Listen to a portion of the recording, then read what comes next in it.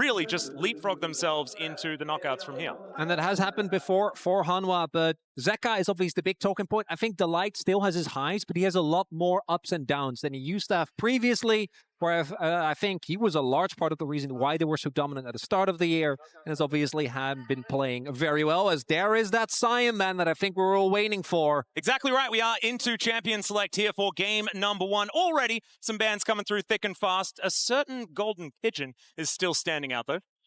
So the thing that's interesting about CFO, of the 3 wins that they've had so far at this tournament, all of them have been with Sion.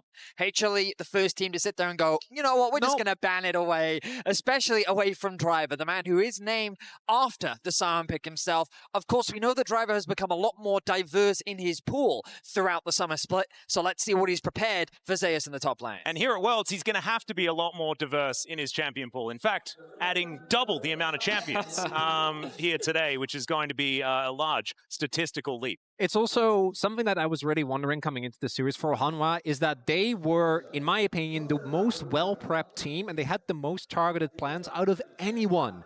And I think that CFO kind of echoed that. The way they dispatched of T1, I think, was really a super good approach at specifically what made T1 strong in the early game, which was Owner, the very early invade, and we see Hanwha Life also taking lessons with that Kiana banned away from Junja. Well, Aurora, Azir, both very powerful mid laners open, with the Rise open too, but we do know that CFO do have a tendency to lean more towards this Aurora, especially with some of the performances we've seen from Hongq. Yunara, another big one. I feel like if CFO don't prioritize it, this is something that Viper will happily take off the board. Yeah, and one thing that we haven't really spoken about, which is a little bit more of an overarching thing, is the fact that we had 2 days off.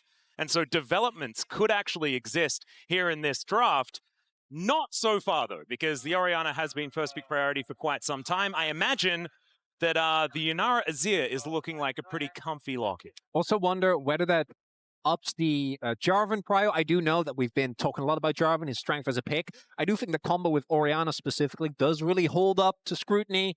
This pick for Viper would be no surprise, and Zeka does have the opportunity to go towards the Aurora. Orianna, to me, is kind of where we've seen Azir a lot in the past, where she feels like her laning phase is super oppressive. She skills really well into the game. She really kind of does everything. Might be prio for Peanut early on the Xin Zhao. Trundle is still open, but Xin Zhao, we've seen do really well into Jarvan specifically. Absolutely. The question is, what do you want to pair alongside this Orianna? Because as you're highlighting, the Xin Zhao kind of preemptively to dissuade something like a Jarvan, but they might not care about it, as they immediately switch on over to the Azir, something that Zeka, we've seen a fair amount of from him throughout the year. And I imagine that paired alongside the Yunara, already you're looking at a very stable and secure front-to-back style of composition. And we've really gone back and forth on Zeka, where at first Azir was one of the champions that obviously was added to the melee pool very early on. And then there was a large period where he could kind of play everything. And then this year we've really seen him struggles, even on pick that he's been historically great on. I do think Azir is one of those champions that you just need to be able to play within the LCK. And really anywhere, but in the LCK in particular, we have a couple of really big enjoyers of this champion. So not playing it isn't an option. Would mean that the Xin Zhao is going to go over to Junja here. That is still a great combo with the Orianna. I don't think it's as like team fight heavy as a Jarvan would, because you also have the ability to go in with the R and then follow up from there. But still, very strong amount of early skirmishing here, already locked in for CFO. I'm wondering how priority things like Cassante would be if they're interested in tanks. It looks like it's going to be very high priority. Yeah. For I would say they'll CFO. choose to do that. Yeah, it looks like that's what they're going to do. So now you have the choice of, do you lock in your jungle here for HLE to make sure that you have a solid matchup? Because as you mentioned, that there are still a good number of junglers that you can play into the Xin Zhao. Alternatively, you can get that top lane counter. But we know that Zeus is someone that has a very deep pool, is probably very flexible with what he's played into the Cassante. So I expect the jungle to come through, given that Zeus has so much flexibility in his options. I'm looking at Poppy. Jarvan is, again, I think a pick that has been very often talked about, does still have a decent amount of power, but I don't love it into what CFO already have, and they do still have the ability to pick an AD carry that isn't bothered. That for me is always one of the big tests. If you're playing something like Sivir, that will be something where you do really struggle playing into that. And instead, I think the Poppy might still end up as a ban, because I do think that CFO really don't want to play into that. Well, Caitlyn's going to be taken away first as we hop into our second round of bans. We'll see where CFO's focus is going to be. We're looking at top lane, we're looking at support, and I think there is a certain shape-shifting support champion that I know, Chronicle, you're a huge fan of and think is very balanced. Yeah. Looking forward to seeing whether they do get rid of the Nico or not. That was sarcasm, by the way, everyone at home, in case you didn't pick that one up. He hates that champion. I think Nico's. This is the amount of engages I've I've seen. The current iteration there you the go. power level at this point in time. Sounds like he hates Nico. Yes, Okay. that's exactly right. Is this how we're going to start? Between you guys the are already ganging up on me? I'm just trying to understand. Alice is just your translator. You know what I mean? Just need to find Betty. We just need to help him. And there is the Nico band coming through from Hanwha Life as we try to move on they from hate the Nico conversation. as well. Is that what you're saying? Well, I think it makes sense that they don't want to play That's into a bit it. harsh, chronically, trying their very best to continue on in this draft. Poppy, to me, could obviously go top. We saw Broken Blade pilot that with great efficiency, and Zace is also one that loves his more creative counter picks. But Hanwha Life could also just say, like, we slam Rumble and just leave it at that. And that's not the best matchup into the Cassante. Specifically, we see Cassante picked a lot into Rumble, but with Jarvan and with Azir, it does make sense as the Braum ban comes through. Are they thinking Kai'Sa? I don't love it. Yeah, that sounds I'm like just a thinking risk. about, Like I mean, I Kai'Sa think it is a... No, I mean, like, the safest would be something like Lucian or Ezreal. And it is Doggo, so I feel like that he's more than happy to play both of those champs. Yeah, it's going to be the Rumble locked in, though, for Zeus. No real surprises there, but not necessarily something we say checkmate as far as the top lane is concerned. Doggo's Draven was pretty good. I feel like the last time we saw it. Against a Jarvan, that would surprise me. Jarvan Rumble seems like... no, I'm with you. Ambitious dating carry, I would say. Are we going to see the lane swap come in again, though? That's true, yeah. Because he's already taken out the T1 top laner of now in a solo kill. Maybe he's going to do the one previously as well. Never mind, not on an Ezreal. Not going to That's get the happening. opportunity. I do think, I'm with you, Vaddy. I think the Draven was a really big risk. Even in that game, I think the Draven got off to basically the dream start. It worked out really well, but Ezreal is just so insanely safe. It takes away a lot of the value from that Jarvan. Nami could also be... Oh, God, no. I was thinking of two other enchanters, Kaiwing. I gave you two others that you could use. Those others more, Karma, Nami. I'll even take a Lulu. Oh, no. That look on his face. Oh, thank goodness. Okay, Nami's out. There we go. Okay. And this is a bit of a special one, right? Yeah, this is what we come to expect from Kaiwing. Definitely one of his special picks, and he had a great performance on it as well, so already in this tournament. It just helps a lot with the poke. It gives you a little bit of sustain, but also that disengage ultimate to help with the threat of the Jarvan looking to engage on your backline. And it's actually really interesting, right? Because Kaiwing, one of the older players on this team, Delight, when he was a bro, was an incredible Nami player. He was known as playing enchanters. We see him now as like engage, but that's what he developed himself as alongside Henna. And while you mentioned, bro, Delight got he's pretty good at this champion. This was back in like 2022 when bro wasn't really that much of a threat. Of his Rakan specifically, looking at the composition for Hanwha, I think it's very cohesive. Obviously plays very well, very far forward. I do think they can struggle with the lack of front line if they end up getting into like these kind of classic front to backs. And the early skirmishing has been the biggest thing in this tournament. And I do think that Zeka's laning phase in particular will have to be good here to buy Peanut the space to go for these early plays. Yeah, I mean, what I think is interesting is HLE have a lot of damage threats, but their engage is very quick. Jarvan and Rakan are very fast ability to dive onto the backline, and Rumble can immediately follow that up with his ulti, with both Viper and Zeka kind of doing what they can, hitting whatever target becomes the closest. Whereas I feel for CFO, while I think it's a little bit easier for them to gain space, because what's Cassante afraid of? You know, when that dragon is being started by HLE, he can walk up, he can acquire some space for them. He's got that Orianna, he's got that Nami behind him, but their engage is not the easiest to pull off. You've got a Xin Zhao that can dive in. Cassante doesn't have the easiest way to start off the fight, and I think that as long as HLE play with their range, it's much easier for them to kind of get advantages in team fights, leverage the poke, and I think in the 5v5, I do give the edge to HLE. Yeah, it's feeling very committal on the side of CFO, but that is exactly what CFO do. They hard commit to fights all game long,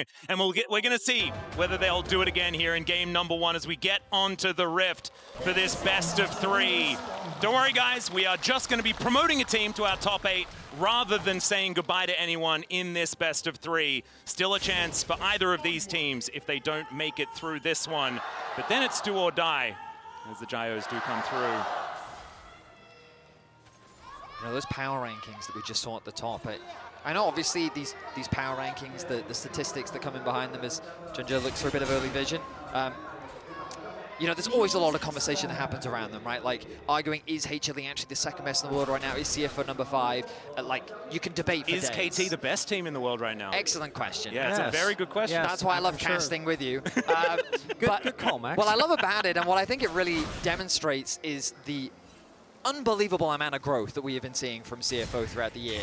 The fact that they have consistently challenged these top teams, but unfortunately have always just fallen short of being able to beat them, just shows the level of which they've risen to, but also showcases the potential that exists in this roster. And to upset HLE today, I think, would be monumental for them and the region. Yep. Having a look here at the year of CFO, they have been just kicking goals all over the place. And the other side of the coin isn't the same story, right? And I actually love this as a barometer for how HLE is going to look and to measure the performance of CFO and how much they've improved. Already, you can see that this lane matchup, not exactly the most fun for Zeka. Well, we've also seen teams, I think, really stifled in their growth when you're so obviously the best team in your region. And that, I think, is so cool about CFO, is that that hasn't seemingly harmed them. There's obviously also the proximity, right? They're able to scrim against LPL or CK teams. But you need to get to the point where they see you as a scrim partner in the first place. So that's not an easy thing. That is not an easy thing. Known hard thing, actually, to get going consistently. As looking at both junglers currently pathing towards the bot side of the map, we also have actual just normal lanes, which I love. We're also seeing in this early game just pressure from CFO all across the map. Hongq playing hyper-aggressive in the mid lane, making sure that he leverages the early strength of Orianna. In the bot lane 2 versus 2, the additional sustain that Kaiwing is bringing on the Nami means that he can help the Ezreal get that early push. And on the top side of the map, Rumble doesn't have the same threat that he will later on into the game. So CFO are playing with 3 pushing lanes now, and I'm very curious as to what Junja will do with that pressure, because when it comes to star power, he really is kind of the shining star of this team, and he makes a lot of magic happen for CFO. And Peanut has been one of the biggest early instigators in the entire LCK. The man loves to flash over walls early on, try and go for these really aggressive level 3 ganks. We're not going to see any of that this time around, though. Both junglers have just decided to go for a full clear. Peanut's going to cross because obviously he wants to try and play away from the bot lane that is so heavily pushed in, and should still be able to get his crab there. Yep, going for a little bit of a wraparound here. We'll see whether he is actually looking for Hongq, but instead going to be a little distracted by the shellfish. You need that crab. You got to get the crab first. But then he might head into this mid lane to try and punish a bit of the shove that has come through here. Junja going to finish off his clear as the Demacian junglers both going to be mirroring each other on opposite sides of the map. And you can see here, Zeus, level 4, feeling a whole lot more comfortable in this matchup. And speaking of matchups, things actually one thing that I hadn't actually noticed is that Hongq on a champion is pretty comfortable on, guys. 11-2 his whole career on this champion, and that is a lot of games for someone so young. And not only that, I want to highlight again the contrast to me. Bit of a grand entrance here as Viper doesn't have a lot of the blue stuff, but is otherwise feeling okay. Delight still has the moves on the Rakan. The contrast coming into the series compared to where at the beginning of the year, where Zeka was picking Yone and Zed, and actually did have like really flashy performances on it, obviously known for his melee champions for the longest time. But coming into this series, I think that we're seeing Zeka still kind of struggle with the issues he had domestically, where he's just not able to really perform to his highest level. And that might be the opportunity that CFO are going to be looking for. I am also looking at how these team fights are going to look. We've seen a lot of games really decided, like the first 2 skirmishes at Drake's. Sometimes a Grubs contest, but usually that one is traded. But the Herald is where games are made or broken, and then, you know, at Otacon you get the opportunity. Maybe they throw it back at you. As I hope we'll get that today as well, because the last time these 2 teams faced, even though the series wasn't that long, it was violent. Certainly was. Oh, Oh! Jinx. Look at that synergy. Isn't that beautiful? He needs to talk. I'm really looking forward to when you come to the LCK next year. He needs to talk. You have to say his name, because you jinxed him. Oh, sorry, Vedius. I mean, Do I need to say it like lots of times? Day, but it's okay. I mean, I could do that. Can't believe you jinxed me on a cat. I mean, it's obviously Andy Day. That's true, only my mother calls me Andrew. Shockwave. Yeah, Zeka taking a bit of damage here, but I think he'll be all right. The pressure from Hongq is just massive, though, and you can see it is being demonstrated in that 10 CS gap. He's not going to move on over here as control wards are going to meet in the Banana Brush. For this Dragon, we'll be going over to Junja without too much of a contest by HLE, just trying to get the information that they're looking for. Yeah, and Hanwha Life already swapping away, not looking to contest this one. I think they do really need their level 6 on most of their characters to really get anything done. So instead of risking the game at an early play... You think they want to kill Honkyu? Yeah, possibly. Well, they're going to go for it here as Emperor's Divide will pick him up. Peanut? We'll see whether he can get himself out of there, but that is going to be first blood going over to Zeka, and that is a great start for this Azir that was struggling. HLE just sent all the boys to mid lane. Yeah! Delight was there, Zeka was there, Peanut was there, and Zeus were all there. Doggo trying to get a bit of chip damage down onto Zeus, but he's going to walk that one off. But it is first blood over to HLE, and they make it look easy. I actually really like that play there from Hanwha Life. They know that there's no ultimate for Honkyu, but also I think normally when you get Drake for free, you would expect Hanwha Life to play towards the top side of the map, maybe invade their setup for grubs. Instead, they just really heavily overload mid. Honkyu not wanting to use his flash, and to be fair, I think even if he flashes, Zeka follows him and he will end up going down.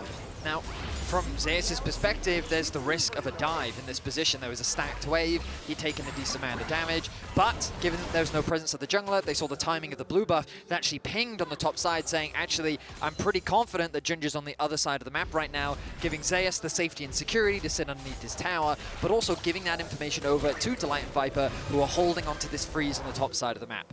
It was a very stock standard early game where I felt CFO leveraged their pressure extremely well. But now that the SWATs have started to come through, grubs are going to be spawning soon, you can see that CFO under a little bit of pressure right now as they can't really punish anywhere on the map.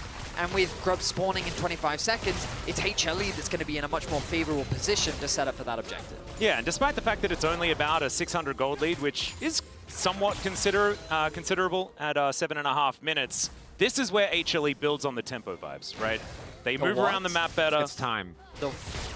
You're not aware of the tempo vibes? I'm unaware of the Have you done that vibes. your Atlas prep specifically? I did not. I mean, so tempo vibes are not actually something represented by what's going on in the game. Very important. Right? You might think of tempo and like tempo. No, not that. It's not actually like that. It's just a vibe of who's in the better position. And right now, Peanut not in a great position as Arcane Shift from Doggo getting so many of these Mystic shots down. Viper trying to kite it out, has that Q activated, and he has to flash to move himself out of the area. Battle Dance to save July, but Doggo snipes down Viper and will be able to answer that first kill. So Doggo, he's got loads of tempo vibes out now. Absolutely, there we go. Shockwave going to come through as Honkyu also pretty good at that. He is going to be able to take a turret shot and be okay, but this dive is not over yet. This wave is crashing down, and Peanut and Delight both under full health. And Cataclysm does put Doggo in the cage, but Kaiwing is able to help pick that one up.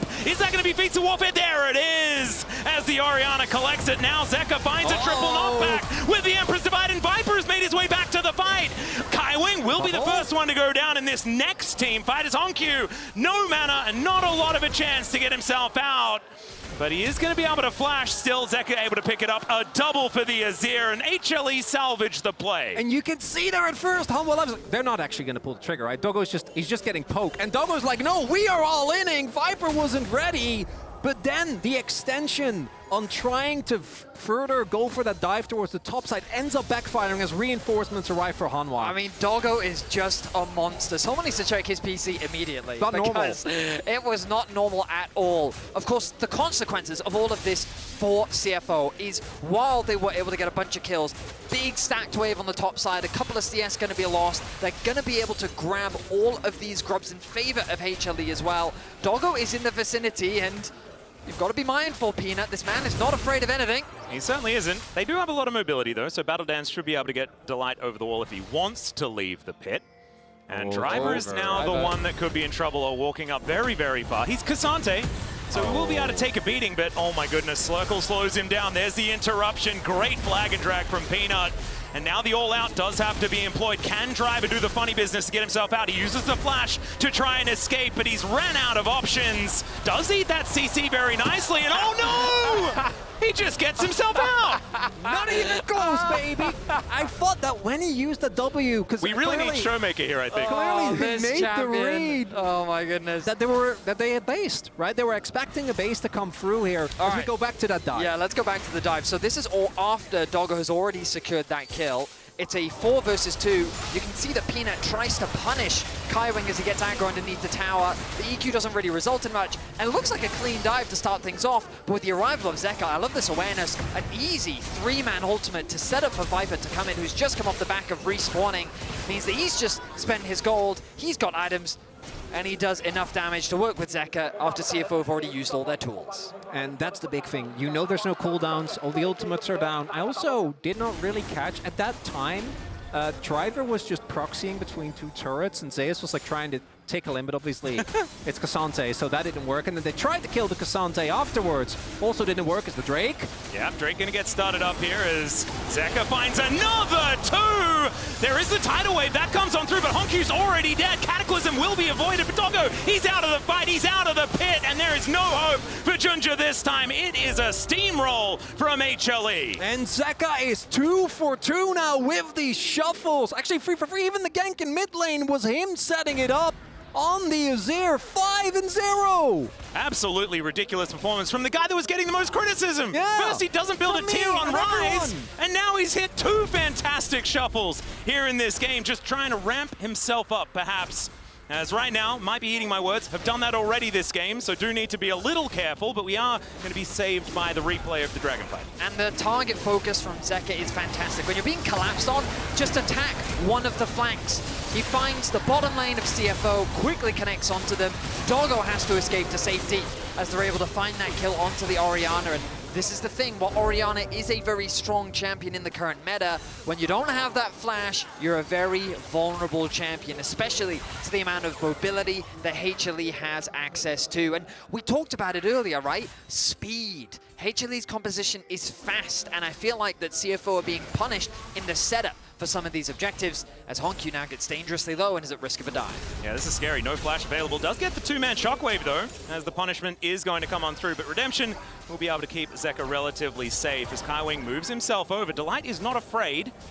Otherwise, everything's going to be okay. Actually, really nicely done there. Made sure to clear the wave so that there wasn't an angle for a dive. He knew reinforcements on the way, so the next dive was at no threat. And I really want to highlight what you said earlier, Vedi, about Honky. Without flash, there is a Jarvan whose ultimate will force you. Maybe even the flag and drag is Zeus. Yeah, going all out here as the equalizer goes down. It just puts a wall between himself and Driver. There's the knock-up and the punishment to come in. I'll hold it until he's actually dead, and there he does finally go down. Some revenge here as True Shot Barrage not quite correct here to take down Zeus. Peanut feels very omnipresent right now. It's probably because we just came out of a replay where he was bot lane and now he's top lane.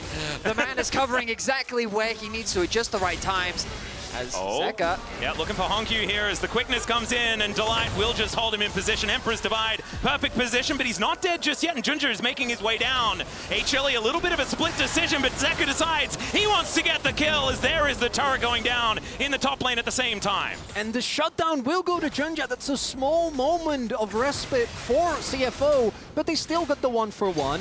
Zeka, I think, made the right call. He's not getting out, so he might as well make sure that he gets the kill onto Honky. But the bigger story is that while that's happening because of the kill on Driver, top lane has fallen as Doggo. Yeah, Viper taking so much damage here. That Trinity Force has been finished. The knock-up from downtown as Barrier is trying to keep Viper alive. Meanwhile, here on the bottom side of the map, Junja is in trouble as Zeus is down here as well.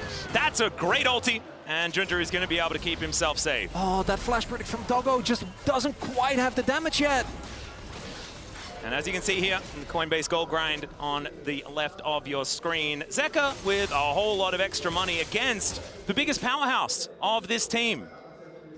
And it feels like the game is quickly slipping out of CFO's control as HLE, I mean, I just took a quick glimpse at the minimap and it's just red wards littered everywhere. Some of that deep vision that HLE had gotten on the bottom side is now wearing off, but they have such great information on CFO's movements and they're already ahead of the play. Peanut has been there, ready to set up for these objectives, and while CFO have been able to steal a few of them away, given that they are sitting at 2 dragons right now, this Herald looks I mean, why do I say it's Of course they will challenge, it's CFO! Well, they're going to try. We'll see whether they can actually lock down the objective. He's just going to be able to steal it away. Feats of Strength come in as well, but there's a great equalizer from Zeus. Cataclysm comes down, and there is the quickness as well for the charm. Junja is immediately going to get punished, and they may not be able to get the eye, but at least they have some cool shoes. I love that Junja is just exquisite at winding HLE up. He is diving in solo. The fight doesn't go their way, but they steal away the objective once again.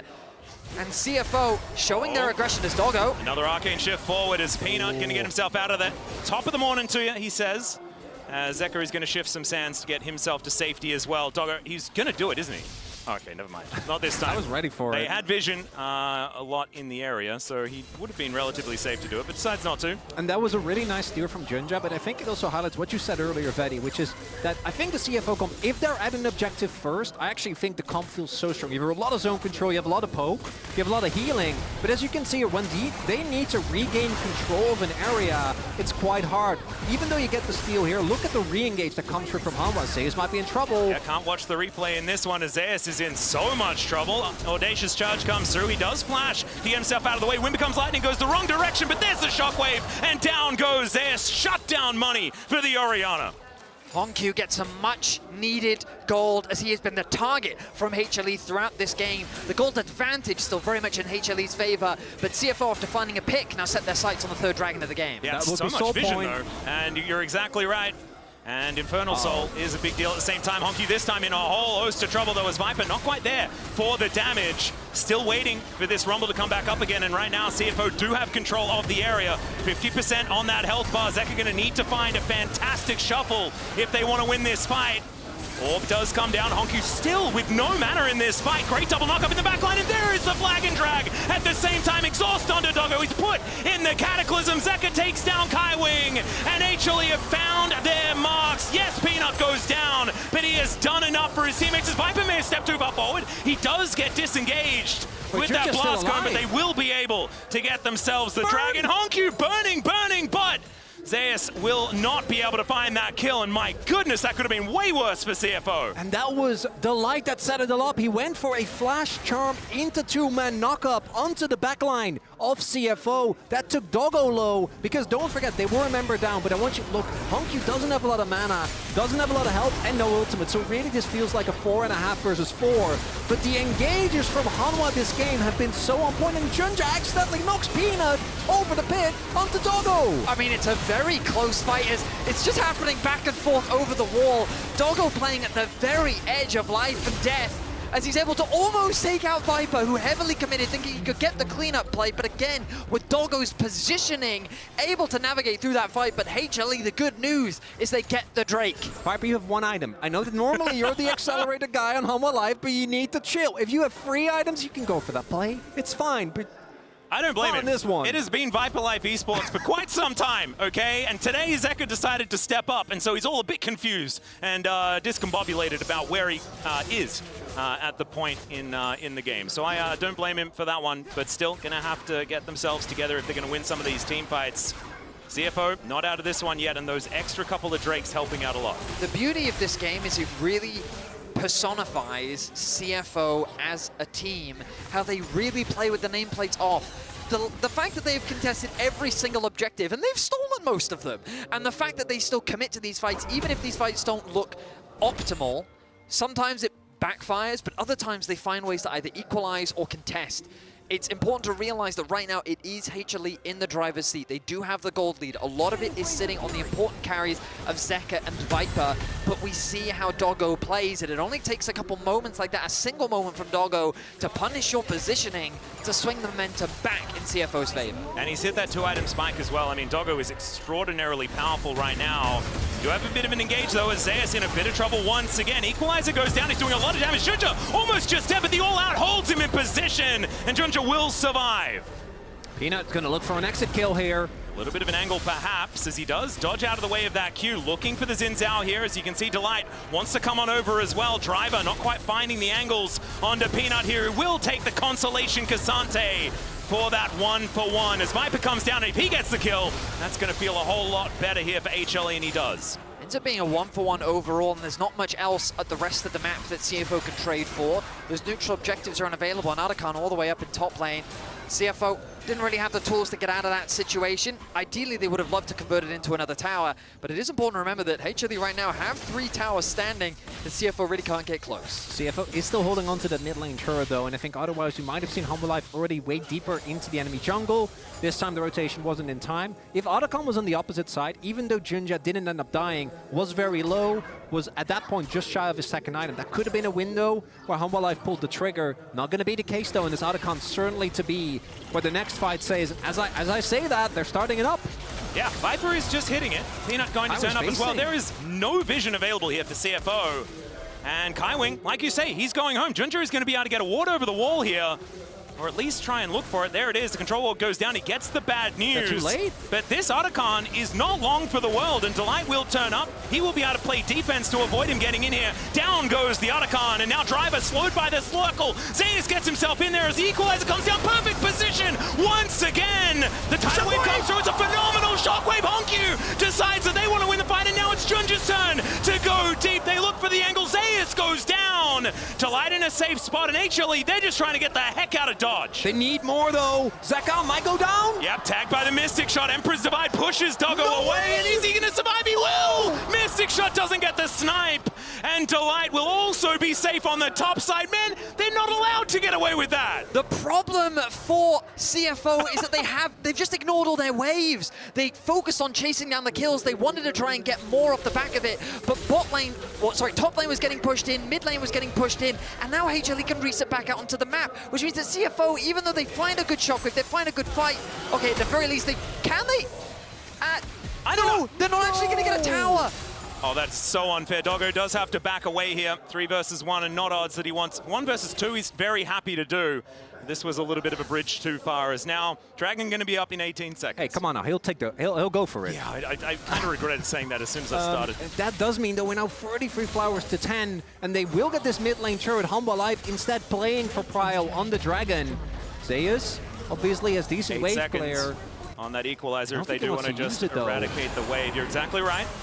Drake has coming up here, is now HLE in a bit of trouble. Shockwave onto 1, but Zeus is no longer here. The scrap shield's good, but Junja just says, nah, get out of town, and he is going to be able to pick up that kill. Equalizer went down beforehand, though, and Junja in a little bit of trouble. He's still going forward. Delight will be able to deny him, but I do love the idea at least. Another Peanut to come through. As Peanut gets taken down.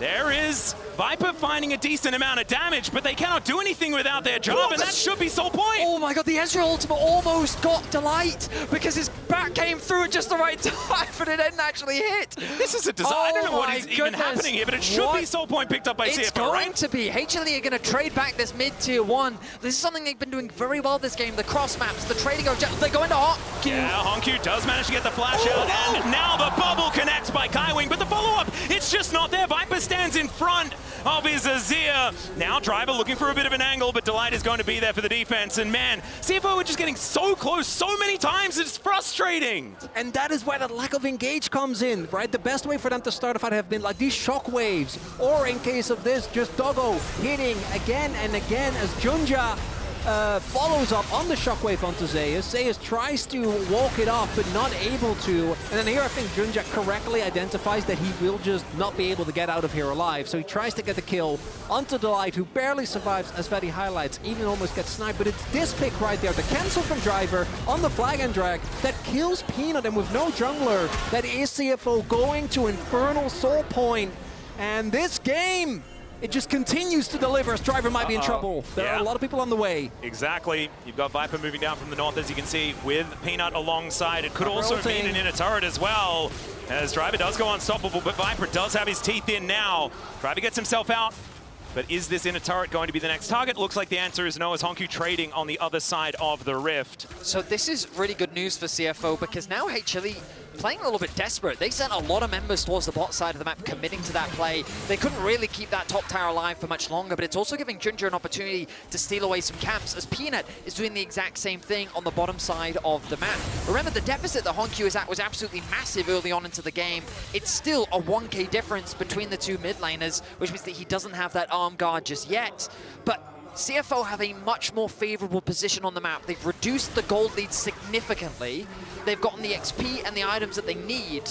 And CFO, they're in prime position, especially with Soul on the horizon. Exactly right. And Hanwha Life are going to be looking to find either Honkyu or Dogo. The one thing CFO need to be extremely careful about is that this is a 2-carry composition. We're getting to the point of the game where the Xin Zhao alone isn't going to be able to get the damage output to really chew for a lot of the members on Hanwha. So Zeka, Peanut, and Delight are all going to be looking to either take down Honkyu, Dogo, or ideally both in one fell swoop. If they can eliminate those damage dealers early on in the fight, they might be looking at the next objective, but I think CFO has done such a good job consistently of not letting Hanwha Life just exit after they use their engage, after they use all their tools.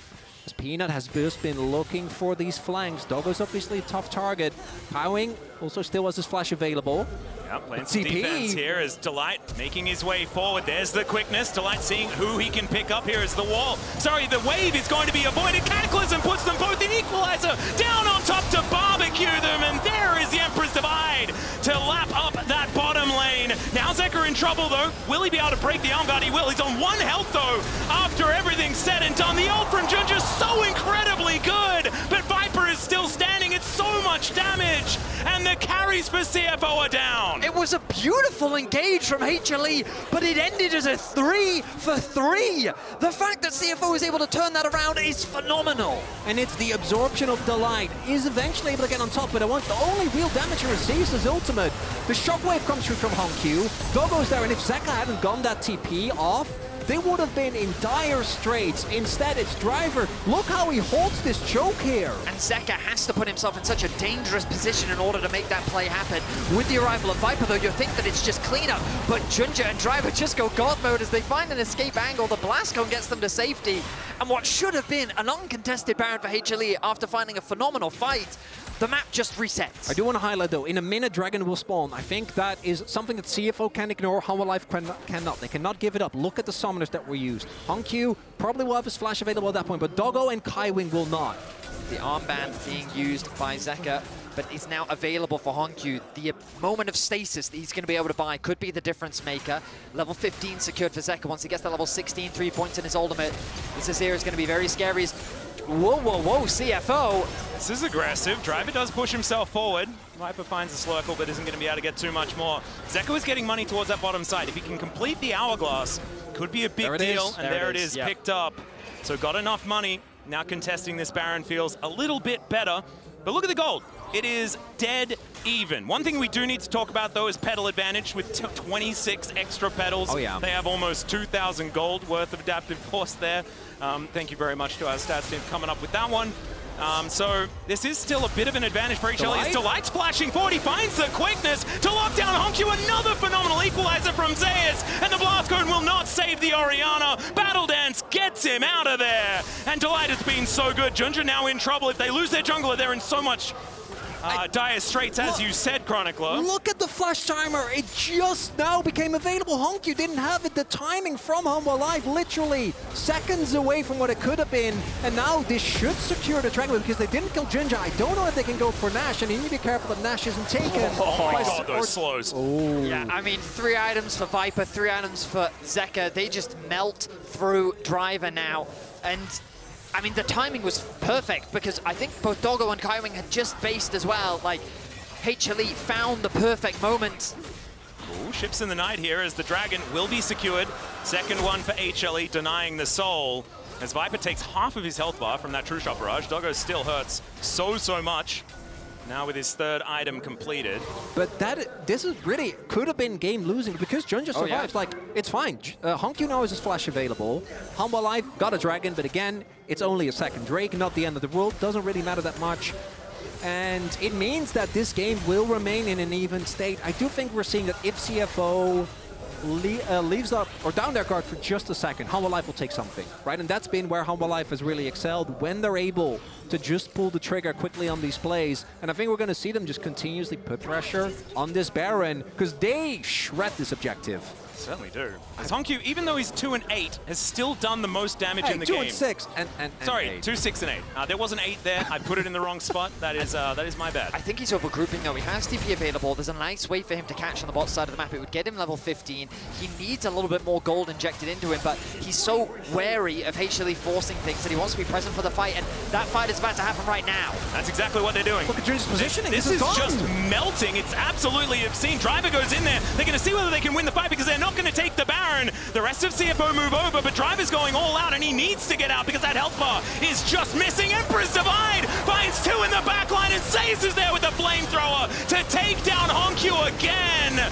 Junja will be able to keep himself alive at least, but Peanut takes down Doggo. There are those carries you were talking about, Mal. They're now taking a nap in the river, and there goes the rest of CFO to follow. HLE, they will find their team fight in the end. And that's just going to be it, most likely. All the damage dealers on Hanwha Live ready to push down that mid lane. Baron buffs there, and CFO, they fought valiantly, but Hanwha Live get the Nash and take the game. HLE with ruthless efficiency force the Baron, force the fight, win cleanly, and have the Nexus in their eyes. Exactly. Nexus turret's going to be the next ones to fall down, and we had questions for HLE.